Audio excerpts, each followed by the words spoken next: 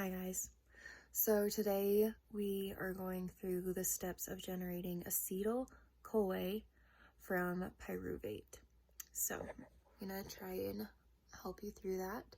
So acetyl CoA is the starting point as well as the fuel for the citric acid cycle. Acetyl CoA is produced from pyruvate through a series of reactions. And then it's important to note that pyruvate is actually the end production of glycolysis. So it's derived from glucose and other sugars by glycolysis. And then it's oxidized to acetyl CoA and CO2 with the help of pyruvate dehydrogenase.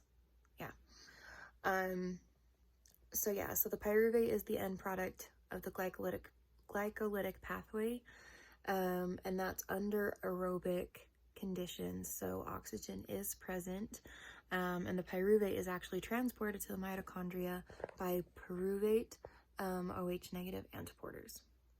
So the PDH complex is a series of multi-enzyme complex in which series of chemical intermediates remain bound to the enzyme molecule as substrate is converted to final products.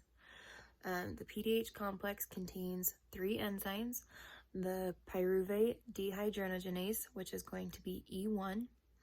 I have a hard time saying these. The dihydrolipol transacetylase, that's going to be our E2, so our second enzyme, and the dihydrolipol dehydrogenase, which is going to be our third enzyme, so E3, and then 5 coenzymes, which are going to be thiamine pyrophosphate, or TTP, FAD, CoA,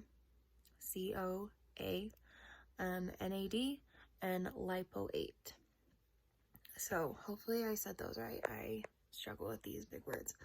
So our E1, or the pyruvate dehydrogenase, is going to catalyze the first decarboxylation of pyruvate, which is going to produce hydroxyethyl TPP, the thiamine pyrophosphate, and then the oxidation of the hydroxyl ethyl group to an acetyl group.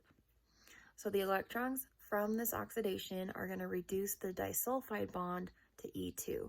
And remember, E2 was our dihydrolipol transacetylase. I'm going to get them. Just watch. So reduce the disulfide bond of E2, the dihydropyl transacetylase, and the acetyl group is going to be transferred into thioester linkage with one SH group, which is going to be reduced to the lipo8.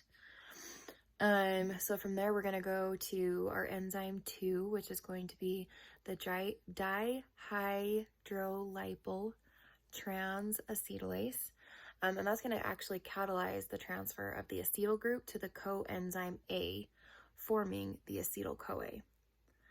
And then from there, we've got our third enzyme, which is the dihydropyl dehydrogenase. And that's going to catalyze the reduction of the disulfide form of lipo8, and the electrons are first going to pass from the FAD to NAD. So hopefully that kind of helps a little bit. Yeah. Okay, so that's all I've got for you. So thank you.